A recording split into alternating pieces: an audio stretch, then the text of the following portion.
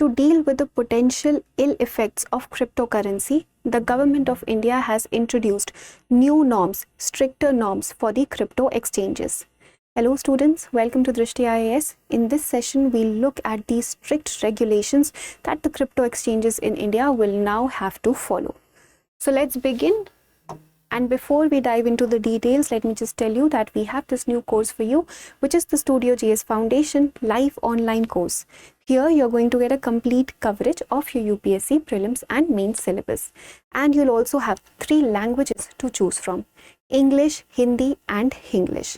Now you're getting this complete package at a very affordable price of only rupees 24,999. And you can even avail a further discount on this fee if you use my coupon code, which is SALONI, Saloni, SALONI, all in block letters only, and you will be able to get the maximum discount. Now, if you're planning to join the offline foundation batch at Drishti in future, then this course is actually a free course for you, because this complete fee is going to be adjusted in the fees of our offline foundation batch. So do not wait, as the admissions are open. You can call us at 87501 to get all the information, and you can also download the Drishti Learning app and enroll into this course and use the coupon code SALONI to get the maximum discount. Now let's talk about cryptocurrency regulation in India.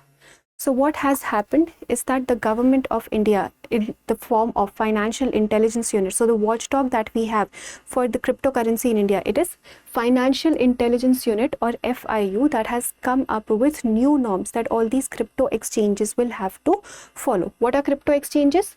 Crypto exchanges are platforms where buying and selling of cryptocurrency happens.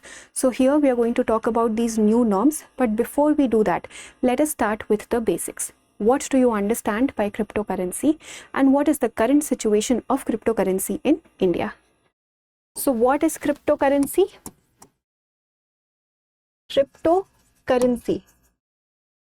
Cryptocurrency is actually a virtual or a digital currency that follows cryptography. It follows these encryption methods. It uses blockchain technology to keep the transactions secure. So it follows cryptography, and it is a virtual or a digital currency.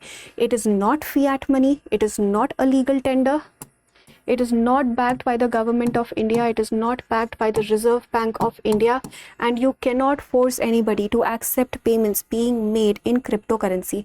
Cryptocurrency, for example, Bitcoin, Ethereum, you cannot force anybody to accept payments that you are making in cryptocurrency, because it is not a legal tender in India. So it's not a legal tender. Then what is it? This is actually a tradable asset. So this is the caveat. Though it is not a legal tender in India, but it is actually a tradable asset, which means that the buying and selling of cryptocurrency can take place in India. And the platform where all this is happening is a crypto exchange. For example, you have CoinDCX, ZepPay, etc. There are different crypto exchanges that we have in India, just like we have our regular stock exchanges for our other financial transactions, buying and selling of shares and stocks. Similarly, we have crypto exchanges where buying and selling of cryptocurrency happens. And what is cryptocurrency? It is actually a virtual or digital currency. It is not a legal tender in India. Now, if we look at the timeline, history and timeline of cryptocurrency. So in 2013, RBI issued its first warning, where it clearly stated that cryptocurrency is not a legal tender. First time in 2013. Then in 2018, it placed a complete ban. It placed a ban on cryptocurrency, where it said that no buying and selling of cryptocurrency can happen. There is a complete ban. There's a uniform umbrella ban on cryptocurrency.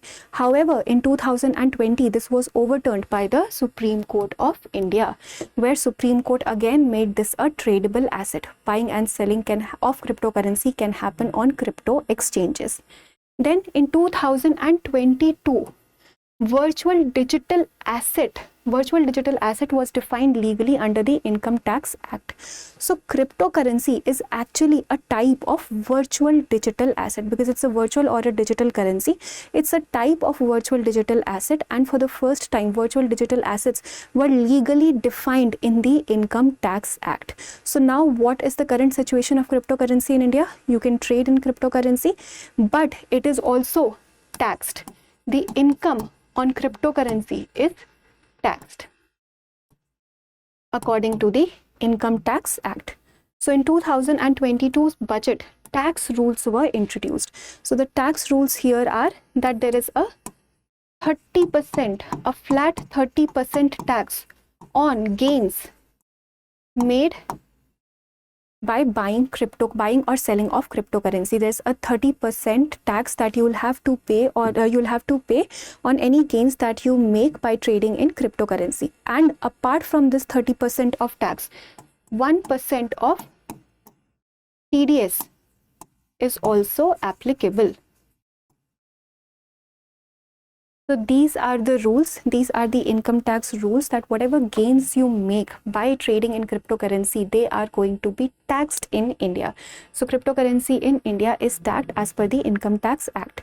And then in 2023, VDA was also brought under the anti-money laundering law, because one of the ill effects of cryptocurrency is that whatever money is raised by dealing with or by selling of cryptocurrency, it can also be used for illegal purposes, for drug trafficking, for smuggling, for funding terrorism. So to take care of all these things, VDA, virtual digital assets, were also brought under the anti-money laundering law in 2023. And this is where our financial watchdog comes into picture, the Financial Intelligence Unit of India. It regulates all these trades, regulates the buying, selling of cryptocurrency. It takes care that all these assets are not being raised for funding terrorism, for funding illegal practices, etc. So 2023, it was also brought under the anti-money laundering law. Now, if we talk about this new rules, what are these new rules that crypto exchanges will have to follow? So these are nothing but basically your KYC norms, know your customer norms. So let's say anybody wants to sign up at a crypto exchange. First of all, they'll have to take a selfie with liveness check. Now we know what a selfie is, but what is a liveness check? This basically means that while you are uploading your selfie, you might also be asked to do some activity like blink or nod or do something else, so that the exchange can know that this is actually a person who's taking this photo in real time, and you're not simply uploading an old photo of yours, it's actually being taken in real time. So a selfie along with liveness check will be ensured. Then your location data will also be taken. So geotagging is going to happen. Your coordinates, basically latitude, longitude, are also going to be taken over here. Then government IDs, government approved IDs like your PAN, Aadhaar, DL, etc. will also have to be uploaded. Government IDs are also into the picture. Email and phone verification will happen by the regular OTP that we have. And then a penny drop check. Penny drop check will also be performed.